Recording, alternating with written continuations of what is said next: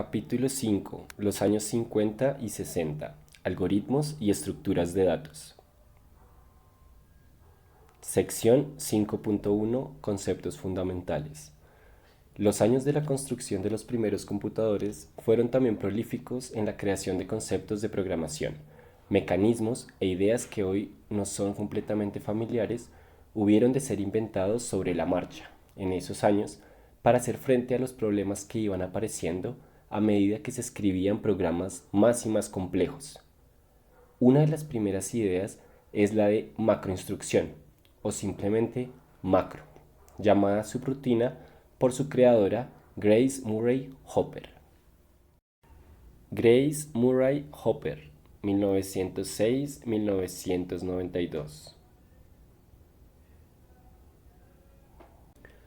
Hopper colaboró en la programación de la Mark I y posteriormente fue la jefa del equipo de programadores de la empresa de Eckert y Mauky, es decir, la programadora de los primeros UNIVAC. A medida que se construían programas, era evidente que ciertos cálculos, por ejemplo, las funciones trigonométricas u operaciones como el cálculo de la raíz cuadrada, se repetían frecuentemente. La idea de Grace fue formar una biblioteca con dichos programas y hacer que el programador pudiera invocar cualquiera de ellos mediante una simple instrucción. Un programa especial, que ella llamó compilador, extraía de la biblioteca el programa necesario y lo insertaba en el punto en que era invocado. El propio nombre de compilador provenía de que su tarea consistía en compilar, en el sentido de recolectar, todas las rutinas necesarias para construir el programa final.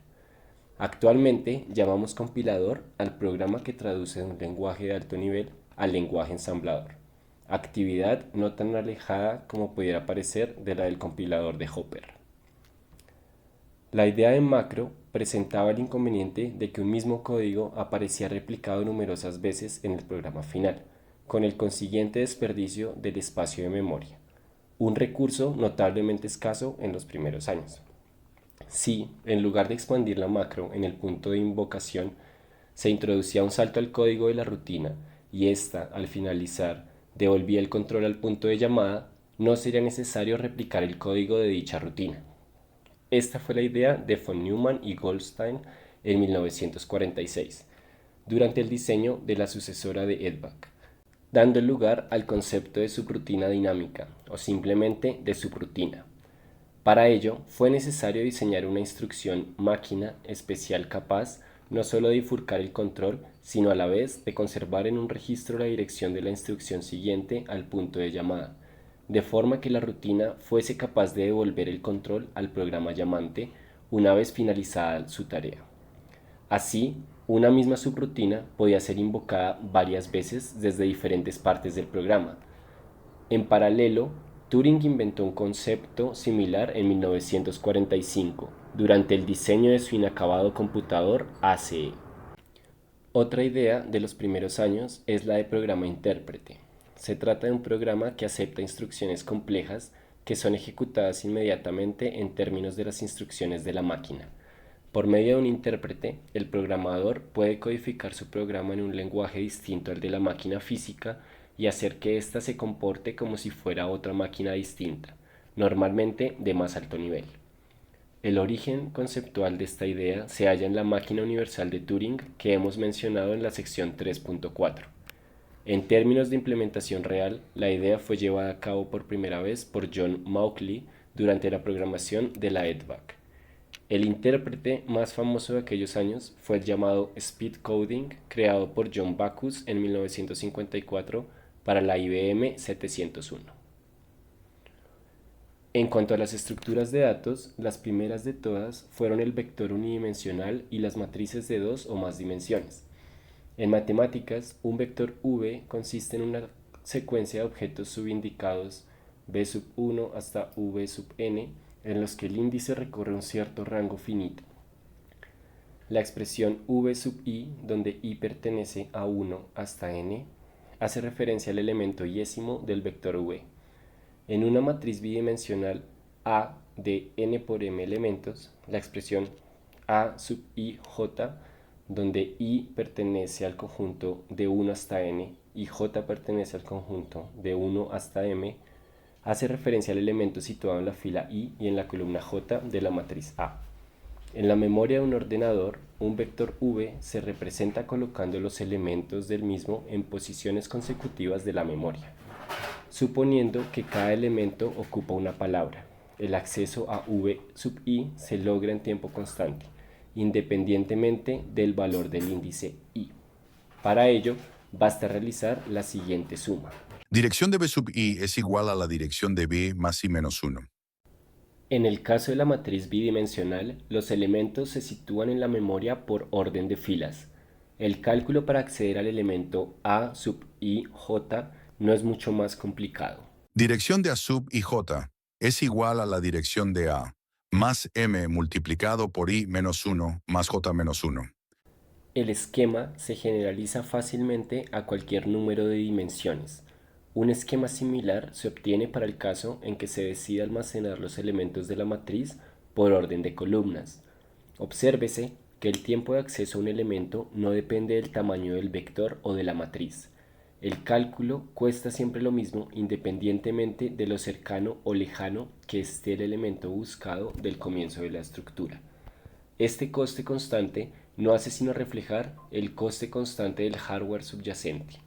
En efecto, la memoria central de un computador consume la misma cantidad de tiempo en acceder a una cualquiera de sus celdas. Ese no es el caso de las memorias inherentemente secuenciales, tales como las cintas magnéticas. En ellas, acceder a un elemento cuesta tanto más cuanto más alejado esté el elemento del comienzo de la cinta. El primer uso de vectores y matrices en la programación y su representación en la memoria central fueron, una vez más, obra de von Neumann, tal como se refleja en sus escritos sobre la EDVAC y sobre su sucesora, en 1946. La primera búsqueda logarítmica sobre vectores la programó John Mauchly, también para la EDVAC.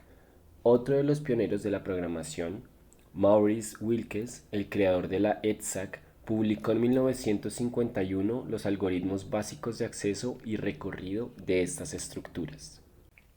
Nota al pie número 4. The Preparation of Programs for an Electronic Digital Computer.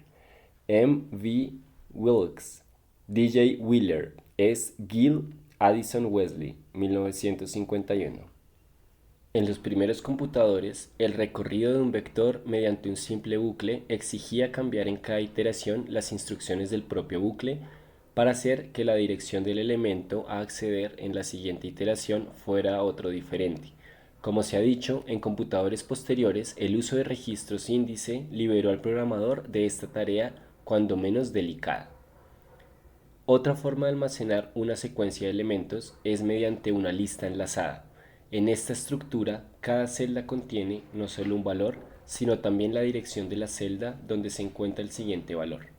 Estas direcciones se denominan punteros y se suelen representar mediante una flecha que va desde la celda origen hasta la celda destino, tal como se muestra en la figura 5.1. Figura 5.1. Representación de una lista de celdas enlazadas.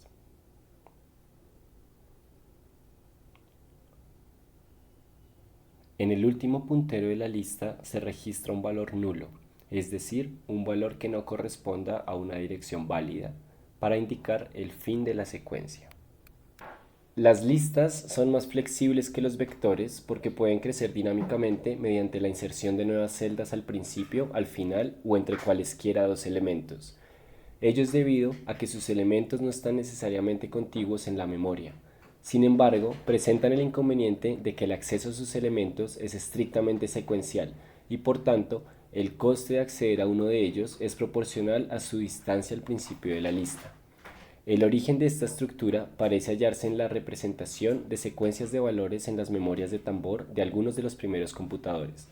Para minimizar los tiempos muertos debido a la rotación del tambor, los valores no se situaban en posiciones contiguas, sino dispuestos formando una lista enlazada. Las celdas se separaban entre sí lo suficiente como para que, al leer el siguiente valor, la cabeza del tambor estuviera posicionada cerca de la celda requerida. Después, a pesar de que las memorias de ferritas no presentaban este problema, las listas fueron incorporadas a los lenguajes de programación como estructura interesante por sí misma.